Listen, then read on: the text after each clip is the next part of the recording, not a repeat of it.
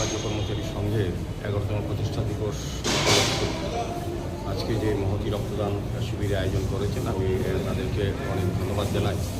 তারা সারা বছর সারা দিন আমাদের সরকারের সমস্ত পরিকল্পনা বাস্তবায়নে কাজ করে যান। সবার সঙ্গে দেখলে তারা যেমন দায়িত্ব নিয়ে কাজ করেন, তেমন সমাজের প্রতি সামাজিক দায়িত্ব, সামাজিক কর্তব্য সামনে রেখে আজকে রক্তদান অনুষ্ঠান করেছে। তারা বিভিন্ন সারা বছর কাজের ফাঁকেও সামাজিক কাজে তারা নিযুক্ত থাকেন। তো আমি বলবো আজকে বিভিন্ন নেতৃবৃন্দরা এসেছেন আমাদের সঙ্গে, তুষারবাবু আছেন এনআইসি মেম্বার, যেটা আগামী দিনেও আমাদেরকে বিকশিত ত্রিপুরা, বিকশিত ভারত গড়ার পরিকল্পনা যেটা মোদীজি এবং আমাদের ডক্টর মানিক শাহ মহোদয় নিয়েছেন সরকার, এটাকে সফল করার জন্য কর্মচারীদের ভূমিকা আরও বেশি হবে এই বিশ্বাস আমি রাখছি। আজকের এই শুভ দিনে আমি তাদেরকে আবারও ধন্যবাদ জানাচ্ছি।